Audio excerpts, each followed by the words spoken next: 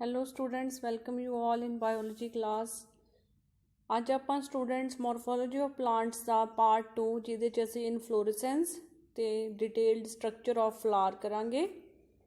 ਤਾਂ ਸਭ ਤੋਂ ਪਹਿਲਾਂ ਅਸੀਂ ਦੇਖਾਂਗੇ ਕਿ ਇੱਕ ਫਲਾਰ ਕੀ ਹੈ। What is a flower? Flower is a modified shoot. ਧਿਆਨ ਨਾਲ ਸੁਣਨਾ ਇਹ word, modify shoot with 4 rings of modified leaves। इस चीज़ का की मतलब है कि फ्लावर शूट है, मॉडिफाई हुई है, जिहदे च 4 रिंग्स ने लीव्स दियां। वो किवें? सब तो पहला इस स्लाइड आपां देखांगे जिस एक साइड असी शूट शो की हुई है, दूसरी साइड प्रेजेंट है फ्लावर दे पार्ट्स। ठीक है, शूट दे विच क्लीयरली तुहानूं पता ਆਪਾਂ फस्ट वीडियो ਦੇ ਵਿੱਚ ਦੇਖਿਆ ਕਿ ਸ਼ੂਟ ਦੇ ਵਿੱਚ ਨੋਡਸ ਪ੍ਰੈਜ਼ੈਂਟ ਹੁੰਦੀਆਂ ਨੇ ਜਿੱਥੋਂ ਨਵੇਂ ਪੱਤੇ ਅਰਾਈਜ਼ ਕਰਦੇ ਨੇ। ਠੀਕ ਹੈ, ਤੇ ਬ੍ਰਾਂਚਿਸ ਅਰਾਈਜ਼ ਕਰਦੀਆਂ ਨੇ ਉਹਨਾਂ ਪੱਤਿਆਂ ਦੇ ਐਕਸਿਲ ਚੋਂ, ਤੇ ਇਨ ਬਿਟਵੀਨ ਨੋਡਸ ਦੇ ਜੋ ਡਿਸਟੈਂਸ ਹੁੰਦਾ ਉਹਨੂੰ ਕਿਹਾ ਜਾਂਦਾ ਬੇਟਾ ਇੰਟਰਨੋਡ। ਤਾਂ ਫਲਾਰ ਹੁਣ ਅਸੀਂ ਕਿਹਾ ਮੋਡੀਫਾਈ ਹੋਈ ਸ਼ੂਟ ਆ, ਇਹੀ ਸ਼ੂਟ ਆ ਜਿਹੜੀ ਕਨਵਰਟ ਹੋ ਕੇ, ठीक है, शूट का एक पार्ट, शूट की एक ब्रांच की अगे टिप, ਉਹਦੀ ਮੋਡੀਫਿਕੇਸ਼ਨ ਹੋ ਜਾਂਦੀ ਹੈ ਕਿ ਉੱਥੇ ਪੱਤੇ ਨੇ ਜੋ ਉਹ ਫਲਾਰ ਦੇ ਡਿਫਰੈਂਟ ਸਟਰਕਚਰਸ ਬਣਾ ਲੈਂਦੇ ਨੇ। ਠੀਕ ਹੈ, ਆ ਲੀਫ ਦੀ ਪਹਿਲੀ ਵਰਲ ਆ, ਸੈਕੰਡ ਵਰਲ, ਥਰਡ ਵਰਲ, ਫੋਰਥ ਵਰਲ। ਤਾਂ 4 ਜੋ ਵਰਲਸ ਨੇ, 4 ਜੋ ਸਰਕਲਸ ਨੇ ਸਾਡੇ ਕੋਲੇ ਲੀਵਸ ਦੇ, ਉਹ ਲੀਵਸ ਮੋਡੀਫਾਈ ਹੋ ਕੇ ਫਲਾਰ ਦੇ ਸਟਰਕਚਰ ਬਣਾ ਲੈਂਦੇ ਨੇ। ਉਹ ਕਿਹੜੇ ਸਟਰਕਚਰ ਨੇ ਕਿ ਜੋ सब तो पहला लीफ का स्ट्रक्चर जो पहली वरल आ, वो पत्ते मॉडिफाई होके सैपल्स बना लैणगे। ठीक है, सैपल्स जे तुसी एक फ्लावर नूं ऑब्जर्व करो तो उहदे बिल्कुल नीचे ग्रीन कलर दे लीफ लाइक स्ट्रक्चर प्रेजेंट हुंदे आ, उहनूं बोलदे आ सैपल्स।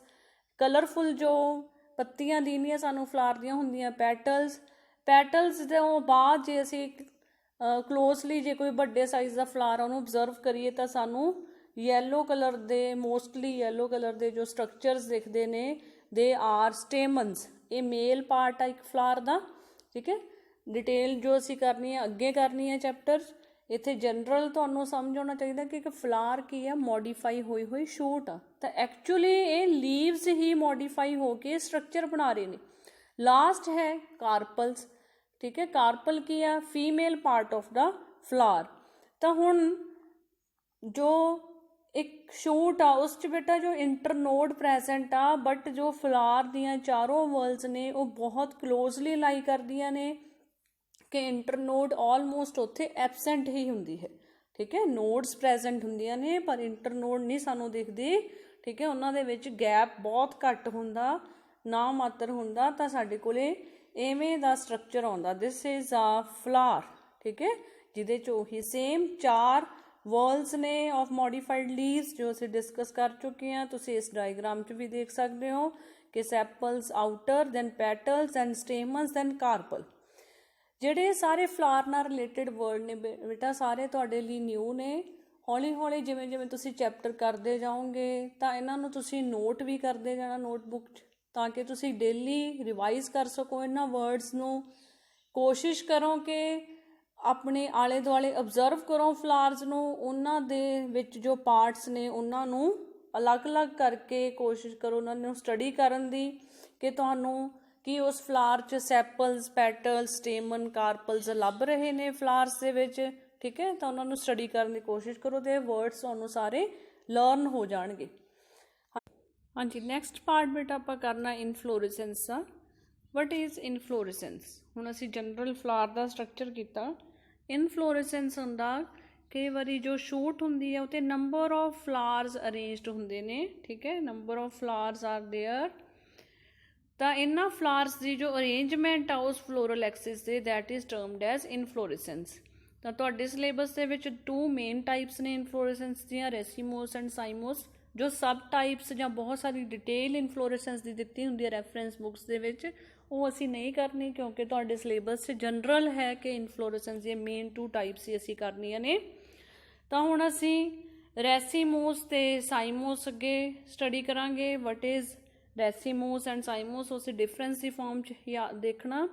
ਰੈਸੀਮੋਸ ਹੁੰਦਾ जो inflorescence here main axis continues to grow, ठीक है, जो main axis a floral axis वो ग्रो ਹੁੰਦੀ ਜਾਂਦੀ ਹੈ। ਸਾਈਮੋਸ ਦੇ ਵਿੱਚ that axis terminates in a flower, so it has a limited growth.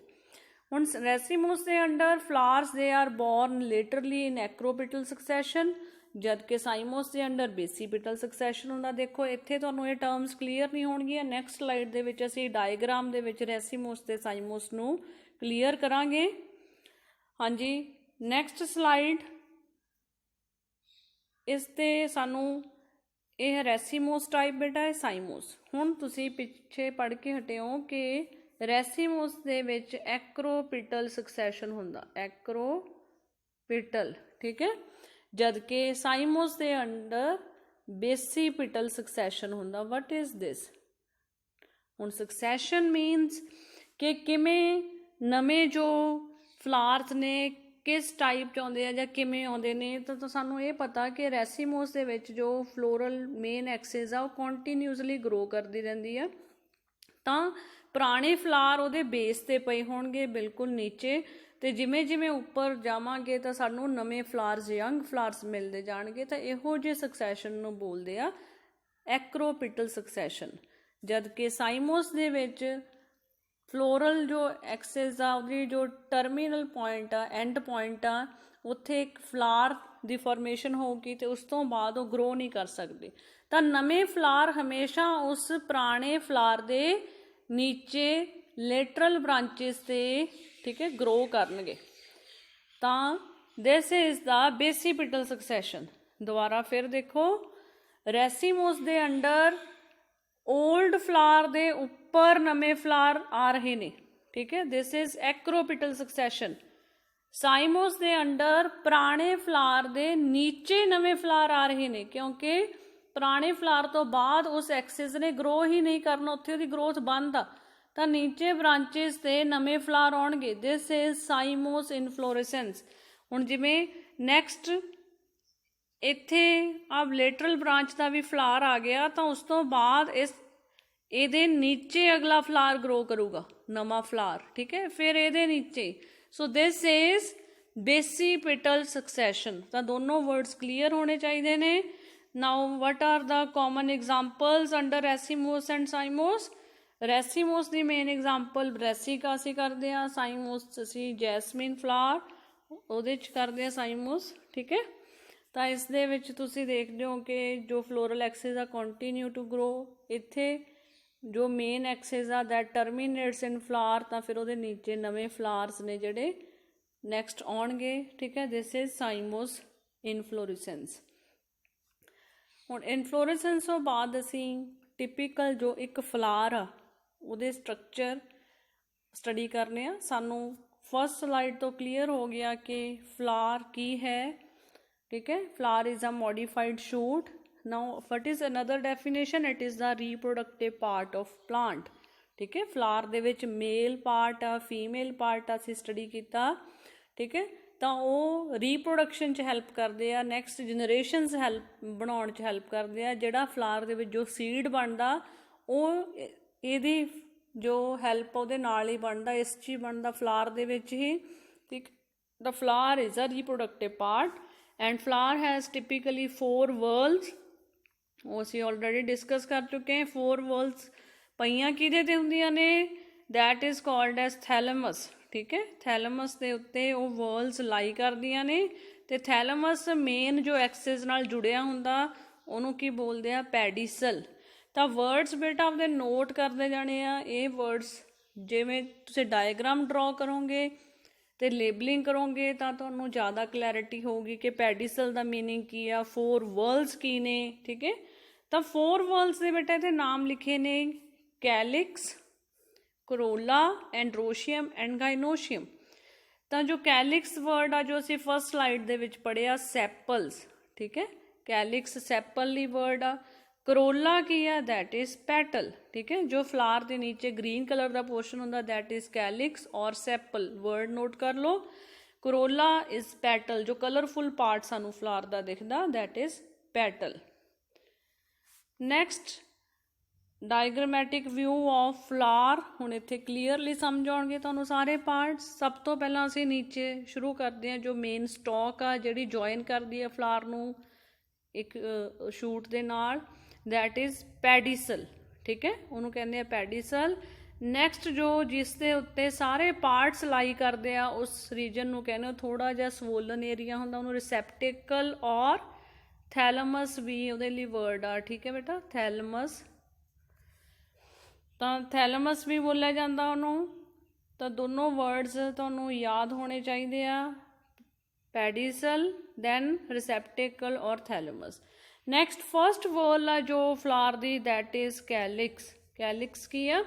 ਸੈਪਲਸ। ਜੋ ਫਲਾਰ ਦੇ ਆਲੇ ਦੁਆਲੇ ਗ੍ਰੀਨ ਕਲਰ ਦੇ ਪੱਤਿਆਂ ਵਰਗੇ ਸਟਰਕਚਰ ਹੁੰਦੇ ਆ ਉਹਨੂੰ ਬੋਲਦੇ ਆ ਕੈਲਿਕਸ।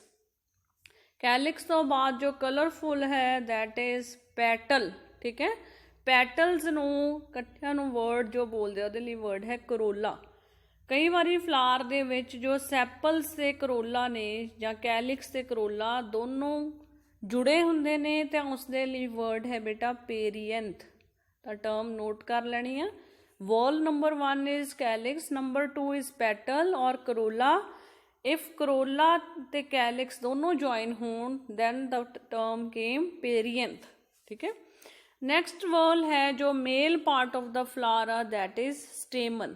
ਠੀਕ ਹੈ, ਜੋ ਸਟੇਮਨਸ ਦਾ ਗਰੁੱਪ ਆ ਓਵਰਆਲ ਮੇਲ ਪਾਰਟ ਨੂੰ ਬੋਲਦੇ ਆ ਵਰਡ ਐਂਡਰੋਸ਼ੀਅਮ। ਐਂਡਰੋਸ਼ੀਅਮ ਕਾਹਦਾ ਬਣਿਆ ਹੁੰਦਾ? ਸਟੇਮਨਸ ਦਾ। ਤੇ ਇੱਕ ਸਟੇਮਨ ਦੇ ਵਿੱਚ ਕੀ ਕੀ ਪ੍ਰੈਜ਼ੈਂਟ ਹੁੰਦਾ? ਐਂਥਰ ਫਿਲਾਮੈਂਟ। ਅਸੀਂ ਅੱਗੇ ਡਿਟੇਲਡ ਸਟਰਕਚਰ ਕਰਾਂਗੇ, ਫਿਰ ਤੁਹਾਨੂੰ ਵਰਡਸ ਰਿਪੀਟ ਹੋਣਗੇ। ਠੀਕ ਹੈ, ਤਾਂ ਤੁਸੀਂ ਨੋਟ ਕਰਦੇ ਜਾਣਾ ਤੇ ਸਮਝਣਾ ਉਹਨਾਂ ਨੂੰ। ਲਾਸਟ ਪਾਰਟ ਹੁੰਦਾ ਬੇਟਾ ਗਾਇਨੋਸ਼ੀਅਮ। ਇੰਡੀਵਿਜੂਅਲ ਜੋ ਮੈਂਬਰ ਆ ਉਹਨੂੰ ਬੋਲਦੇ ਆ ਪਿਸਟਲ ਔਰ ਕਾਰਪਲ ਵਰਡ ਵੀ ਹੈ। ਸਾਰੇ ਵਰਡਸ ਅੱਗੇ ਕਲੀਅਰ ਹੋਣਗੇ। ਠੀਕ ਹੈ, ਤਾਂ ਇਹਦੇ 'ਚ ਵੀ 3 ਫਰਦਰ ਪਾਰਟਸ ਪ੍ਰੈਜ਼ੈਂਟ ਹੁੰਦੇ ਨੇ। ਇੰਡੀਵਿਜੂਅਲ ਜੋ ਪਾਰਟਸ ਨੇ ਅਸੀਂ ਅਗਲੀਆਂ ਸਲਾਈਡਸ ਦੇ ਵਿੱਚ ਕਰਾਂਗੇ। ਤਾਂ ਇਹ ਹੈ ਟਿਪੀਕਲ ਫਲਾਰ। ਨੈਕਸਟ ਕੈਲਿਕਸ ਤੇ ਕਰੋਲਾ। ਕੁਛ ਇੰਪੋਰਟੈਂਟ ਵਰਡਸ ਨੇ ਤੁਹਾਡੀ ਬੁੱਕ ਦੇ ਵਿੱਚ ਵੀ ਨੇ, ਅਸੀਂ ਇਹ ਵਰਡ ਯਾਦ ਕਰਨੇ ਨੇ ਕਿਉਂਕਿ ਵਰਡਸ ਕਈ ਵਾਰੀ ਆ ਵੀ ਜਾਂਦੇ ਨੇ। ਤਾਂ ਵਰਡ ਕੈਲਿਕਸ ਸਾਨੂੰ ਪਤਾ ਚੱਲ ਗਿਆ ਇਟ ਇਜ਼ ਫॉर ਸੈਪਲਸ, ਅਸੀਂ ਪਿੱਛੇ ਸਲਾਈਡ 'ਚ ਦੇਖਿਆ। ਤਾਂ ਵਰਡ ਹੈ ਗੈਮੋਸੈਪਲਸ। ਜੇ ਉਹ ਸਾਰੇ ਸੈਪਲਸ ਜੋ ਗ੍ਰੀਨ ਕਲਰ ਦਾ ਪੋਰਸ਼ਨ ਆ ਫਲਾਰ ਦੇ ਵਿੱਚ ਫਸਟ ਵਰਡ ਆ, ਜੇ ਉਹ ਸਾਰੇ ਜੁੜੇ ਹੋਣ ਯੂਨਾਈਟਿਡ ਹੋਣ ਤਾਂ ਉਸ ਲਈ ਵਰਡ ਹੈ ਗੈਮੋਸੈਪਲਸ। ਠੀਕ ਹੈ, ਗੈਮੋ ਮੀਨਸ ਫਿਊਜ਼ਡ ਔਰ ਪੋਲੀਸੈਪਲਸ ਵਰਡ ਆ ਜੇ ਉਹ ਸੈਪਲਸ ਫਰੀ ਨੇ ਸਾਰੇ। ਠੀਕ ਹੈ, ਸੇਮ ਹੀ ਵਰਡ ਕਰੋਲਾ ਲਈ ਨੇ ਜੋ ਪੈਟਲਸ ਨੇ, ਆਈਦਰ ਮੇ ਬੀ ਗੈਮੋਪੈਟਲਸ ਔਰ ਪੋਲੀਪੈਟਲਸ। ਤਾਂ ਇਹ ਦੋਨੋਂ ਵਰਡਸ ਨੇ।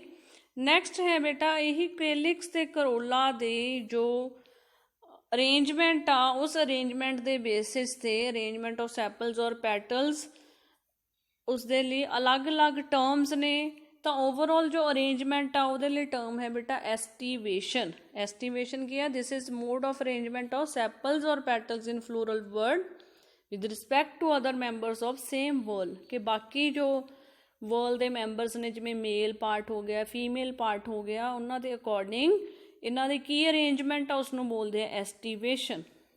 ਤਾਂ ਇੰਪੋਰਟੈਂਟ ਟੋਪਿਕ ਆ ਤੁਹਾਡੇ ਇਹਦੇ ਚੈਪਟਰ ਦਾ। ਸਭ ਤੋਂ ਪਹਿਲੀ ਐਸਟੀਵੇਸ਼ਨ ਹੈ ਵੋਲਵੇਟ ਟਾਈਪ। ਵੋਲਵੇਟ ਕੀ ਹੁੰਦਾ? ਦੇਖੋ ਤੁਹਾਨੂੰ ਨਾਮ ਯਾਦ ਕਰਨੇ ਪੈਣੇ ਨੇ। ਵੈਸੇ ਇਹਨਾਂ ਦਾ ਜੋ ਡੈਫੀਨੇਸ਼ਨ ਉਹ ਬਹੁਤ ਸੌਖੀ ਹੈ ਜੇ ਤੁਹਾਨੂੰ ਨਾਲ ਡਾਇਗਰਾਮ ਪਤਾ ਹੋਵੇ। ਤਾਂ ਵੋਲਵੇਟ ਦੇ ਡਾਇਗਰਾਮ ਧਿਆਨ 'ਚ ਰੱਖਣੀ ਆ ਕਿ ਇਹਦੇ ਵਿੱਚ ਜੋ ਸੈਪਲਸ ਤੇ ਪੈਟਲਸ ਨੇ ਦੇ touch each other as in calotropis. ਇਹ ਇੱਕ ਦੂਜੇ ਨੂੰ ਸਿਰਫ ਟੱਚ ਹੀ ਕਰਦੇ ਨੇ, ਹਲਕਾ ਜਿਹਾ ਓਵਰਲੈਪ ਨਹੀਂ ਕਰ ਰਹੀ। ਠੀਕ ਹੈ, ਇੱਕ ਦੂਜੇ ਨੂੰ ਟੱਚ ਕਰ ਸਕਦੇ ਨੇ, ਅਲੱਗ-ਅਲੱਗ ਪਏ ਨੇ ਸੈਪਲਸ ਜਾਂ ਪੈਟਲਸ। ਠੀਕ ਹੈ, ਇੱਥੇ 5 ਸ਼ੋਅ ਕੀਤੇ ਹੋਏ ਨੇ ਸੈਪਲਸ ਔਰ ਪੈਟਲਸ ਵੀ ਮੰਨ ਸਕਦੇ ਹੋ ਤੁਸੀਂ। ਇਹਨਾਂ ਦਾ ਅਰੇਂਜਮੈਂਟ ਇਹੋ ਜਿਹਾ ਅਰੇਂਜਮੈਂਟ ਹੋਵੇ ਤਾਂ ਉਹਨੂੰ ਬੋਲਦੇ ਆ ਵੋਲਵੇਟ। ਅੱਗੇ ਟਵਿਸਟਡ ਐਸਟੀਵੇਸ਼ਨ 'ਚ ਕੀ ਹੁੰਦਾ? ਜੋ ਵਰਲਸ ਨੇ, ਜੋ ਸੈਪਲਸ ਜਾਂ ਪੈਟਲਸ ਨੇ ਉਹ ਇੱਕ ਦੂਜੇ ਨੂੰ ਓਵਰਲੈਪ ਕਰਦੇ ਨੇ। ਤਾਂ ਇੱਥੇ ਤੁਸੀਂ ਦੇਖ ਸਕਦੇ ਹੋ ਕਿ ਜੇ ਅਸੀਂ ਇਸ ਵਾਲੇ ਸੈਪਲ ਦੀ ਗੱਲ ਕਰੀਏ ਜਾਂ ਇਹਨੂੰ ਪੈਟਲ ਕਹੀਏ, ਠੀਕ ਹੈ, ਇਹਦੀ ਗੱਲ ਕਰੀਏ ਤਾਂ ਇੱਥੇ ਦੇਖੋ ਪੱਤੀਆਂ ਕੀ ਕਰ ਰਹੀਆਂ ਨੇ? ਇੱਕ ਦੂਜੇ ਨੂੰ ਓਵਰਲੈਪ ਕਰ ਰਹੀਆਂ ਨੇ। ਠੀਕ ਹੈ, ਇੱਕ ਵਾਰ ਇਹ ਉੱਪਰ ਆ, ਦੂਸਰੀ ਵਾਰ ਠੀਕ ਹੈ ਇਹ ਨੀਚੇ ਆ ਤਾਂ ਨੈਕਸਟ ਜੋ ਬੱਤੀ ਆ ਫਿਰ ਇਸ ਦੇ ਨੀਚੇ ਆ ਤਾਂ ਇੱਕ ਪੈਟਰਨ ਦੇ ਵਿੱਚ ਇੱਕ ਦੂਜੇ ਨੂੰ ਓਵਰਲੈਪ ਕਰ ਰਹੀਆਂ ਨੇ। ਦਿਸ ਇਜ਼ ਟਵਿਸਟਡ ਐਸਟੀਵੇਸ਼ਨ, ਠੀਕ ਹੈ। ਜੇ ਅਸੀਂ ਡਰਾ ਕਰਾਂਗੇ ਇੱਦਾਂ ਇੱਦਾਂ, ਠੀਕ ਹੈ, ਇੱਕ ਦੂਜੇ ਨੂੰ ਓਵਰਲੈਪ ਕਰਨਾ। ਦਿਸ ਇਜ਼ ਟਵਿਸਟਡ ਐਸਟੀਵੇਸ਼ਨ, ਇੱਕ ਪੈਟਰਨ ਦੇ ਵਿੱਚ ਓਵਰਲੈਪ ਕਰ ਰਹੇ ਆ।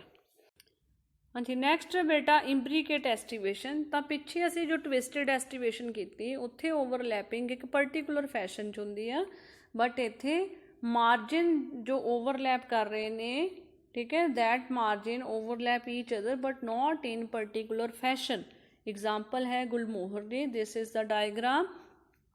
ਤਾਂ ਇੱਥੇ ਕੋਈ ਜੋ ਹੈ ਸੈਪਲ, ਠੀਕ ਹੈ, ਉਹਦੇ ਦੋਨੋਂ ਜੋ ਟਿਪਸ ਨੇ ਦੂਸਰੀਆਂ ਪੱਤੀਆਂ ਦੇ ਥੱਲੇ ਲਾਈ ਕਰ ਰਹੀਆਂ ਨੇ, ਕਿਤੇ ਉੱਪਰ ਦੀ ਓਵਰਲੈਪ ਕਰ ਰਹੇ ਆ ਤੇ ਇੱਕ ਸਾਈਡ ਨੀਚੇ ਆ। ਤਾਂ ਕੋਈ ਪਰਟੀਕੂਲਰ ਇੱਕ ਪੈਟਰਨ ਨਹੀਂ ਫੋਲੋ ਕਰ ਰਹੇ ਇਹ।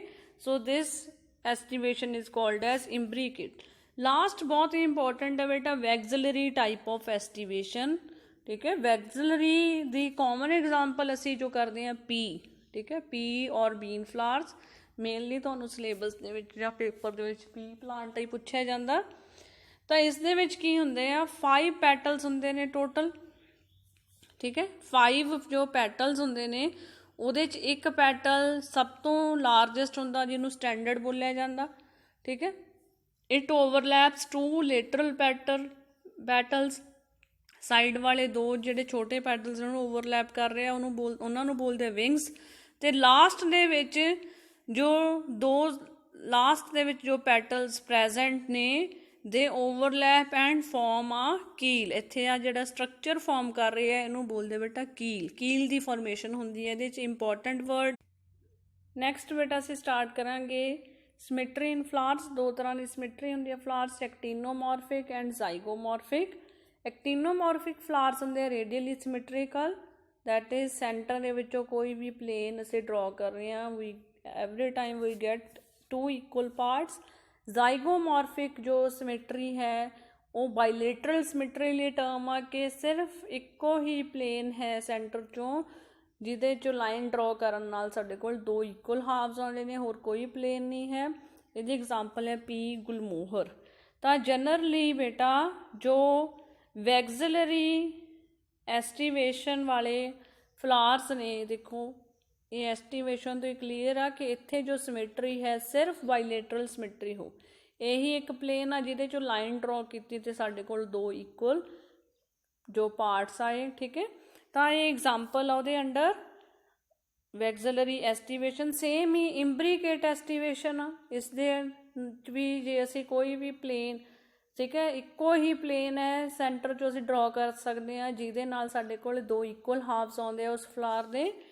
ਤਾਂ ਵੈਕਸਿਲਰੀ ਐਸਟੀਵੇਸ਼ਨ ਅਤੇ ਇੰਬਰੀਕੇਟ ਐਸਟੀਵੇਸ਼ਨ ਦੋਨਾਂ ਦੇ ਫਲਾਵਰਸ ਮੋਸਟਲੀ ਜ਼ਾਈਗੋਮੋਰਫਿਕ ਇਨ ਨੇਚਰ ਹੀ ਹੁੰਦੇ ਨੇ, ਠੀਕ ਹੈ।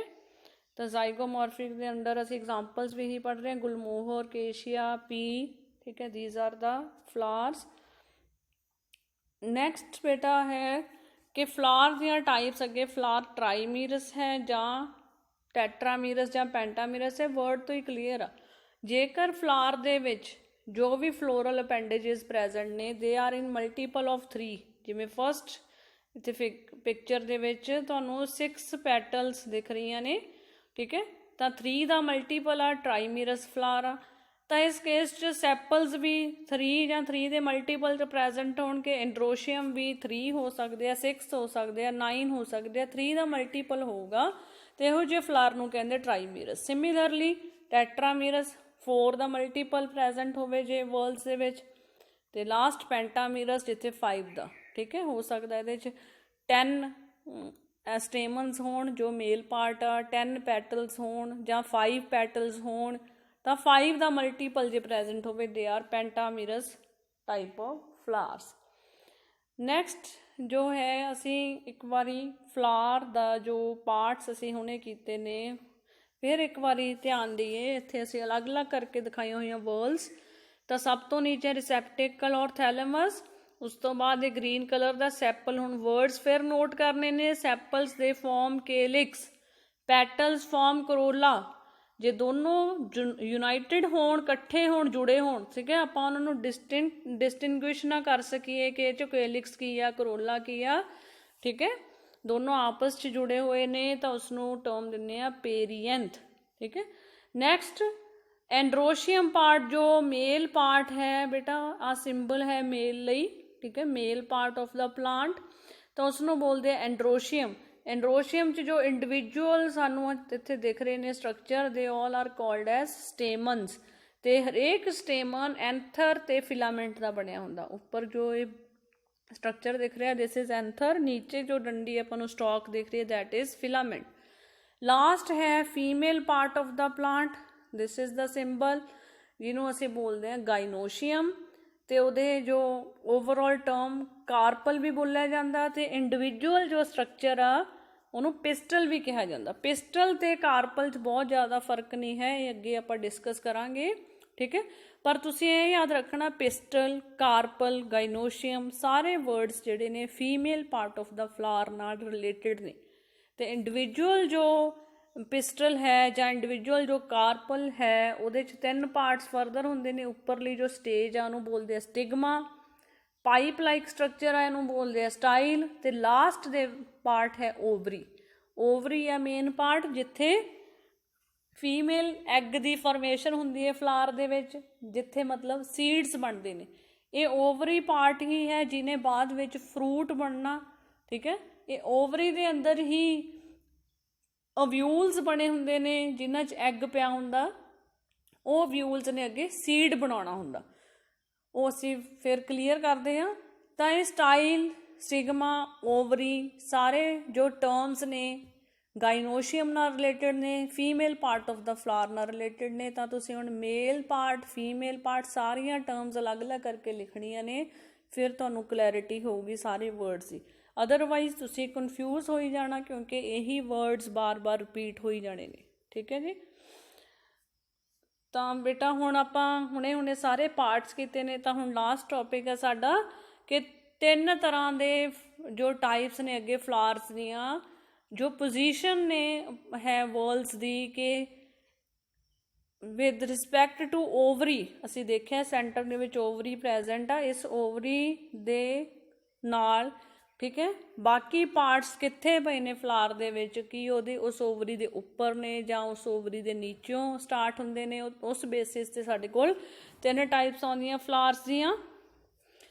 तां दैट इज फर्स्ट नंबर है हाइपोगाइनस फ्लावर। हाइपो मीनस हुंदा अंडर, गाइनस वर्ड गाइनोशियम ਲਈ है फीमेल पार्ट। जेकर ओवरी दी हाईएस्ट पोजीशन आ फ्लावर दे विच ते बाकी सारे पार्ट्स बिलो द ओवरी निकल रहे ने, सो इन दिस केस ओवरी नूं कहा जाता सुपीरीयर ओवरी, ते फ्लावर नूं बोलिया जाता हाइपोगाइनस फ्लावर। तो क्लीयर होनी चाहिए टर्म, तुहानूं एग्जाम्पल एक भी कोई भी याद कर लियो, मस्टर्ड, चाइना रोज और ब्रिंजल, ठीक है। So this is hypogynous flower. Next है बेटा पेरीगाइनस फ्लावर।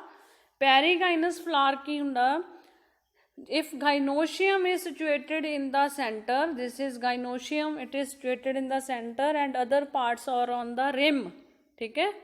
आ थैलमस आ, थैलमस ਦੇ ਨਾਲ ਸਾਰੇ ਪਾਰਟਸ ਜਿਹੜੇ ਨੇ ਥੈਲਮਸ ਦੇ ਉੱਤੇ ਹੀ ਲਾਈ ਕਰਦੇ ਆ ਨਾ ਸਾਰੇ ਪਾਰਟਸ, ਪਰ ਉਹਨਾਂ ਦੀ ਜੋ ਪੋਜੀਸ਼ਨ ਆ, ਜੋ ਹਾਈਟ ਆ, ਆਲਮੋਸਟ ਸੇਮ ਹਾਈਟ ਤੇ ਸਾਰੀਆਂ ਜੋ ਵਰਲਸ ਨੇ ਲਾਈ ਕਰ ਰਹੀਆਂ ਨੇ। ਇਸ ਕੇਸ 'ਚ ਓਵਰੀ ਨੂੰ ਕਿਹਾ ਜਾਂਦਾ ਹਾਫ ਇਨਫੀਰੀਅਰ ਤੇ ਫਲਾਰ ਨੂੰ ਕਿਹਾ ਜਾਂਦਾ ਪੈਰੀਗਾਈਨਸ। ਪੈਰੀ ਮੀਨਸ ਪੈਰਲਲੀ, ਸੇਮ ਹਾਈਟ ਤੇ ਸਾਰੇ ਪਾਰਟਸ ਨੇ ਜਿਹੜੇ ਪ੍ਰੈਜ਼ੈਂਟ ਨੇ। ਲਾਸਟ ਜੋ ਟਾਈਪ ਆਫ ਫਲਾਰ ਦੀ that is epigynous flower. Epigynous ਕੀ ਹੁੰਦਾ? The margin of thalamus that grows to completely cover the ovary, ठीक है। जो थैलमस आ दिस ग्रीन कलर दा पोर्शन, ठीक है, इट कवर्स और grows to cover completely the ovary part. तो ओवरी नूं इस च कहा जाता है इनफीरीयर ओवरी। सारे पार्ट्स ने जिहड़े उहदे उपर लाई करदे ने, ठीक है। सो फ्लावर नूं कहा जाता एपीगाइनस फ्लावर। ਤਾਂ ਹੁਣ ਅਸੀਂ ਓਵਰੀ ਲਈ ਵਰਡਸ ਦੇਖੇ, ਸੁਪੀਰੀਅਰ ਓਵਰੀ ਆ ਜਾਂ ਹਾਫ ਇਨਫੀਰੀਅਰ ਓਵਰੀ ਆ ਜਾਂ ਇਨਫੀਰੀਅਰ ਓਵਰੀ ਆ, ਅਤੇ ਨਾਲ ਹੀ ਅਸੀਂ ਫਲਾਰਸ ਦੀਆਂ ਟਾਈਪਸ ਦੇਖੀਆਂ ਕਿ ਫਲਾਰ ਪੈਰੀਗਾਈਨਸ ਹੈ, ਐਪੀਗਾਈਨਸ ਆ ਜਾਂ ਹਾਈਪੋਗਾਈਨਸ ਆ, ਠੀਕ ਹੈ। ਤਾਂ ਇਹ ਸੀ ਬੇਟਾ ਸਾਡਾ ਅੱਜ ਦਾ ਟੌਪਿਕ। ਲਾਸਟ ਪਾਰਟ ਰਹਿ ਗਿਆ ਇਸ ਚੈਪਟਰ ਦਾ, ਠੀਕ ਹੈ, ਜਿਸ 'ਚ ਅਸੀਂ ਫਰੂਟ ਸੀਡ ਦੀ ਫੋਰਮੇਸ਼ਨ ਅਤੇ ਪਲੱਸ ਜੋ ਡਿਸਕ੍ਰਿਪਸ਼ਨ ਆ ਮੇਨ 3 ਫੈਮਲੀਜ਼ ਦੀ, ਉਹਨਾਂ ਦੀ ਅਸੀਂ ਫਲੋਰਲ ਡਾਇਗਰਾਮ ਕਿਵੇਂ ਬਣਾਉਣੀ ਆ, ਉਹ ਬਹੁਤ ਇੰਪੋਰਟੈਂਟ ਪਾਰਟ ਆ, ਅਸੀਂ 3rd ਪਾਰਟ ਕਰਾਂਗੇ। Thanks and have a nice day ahead.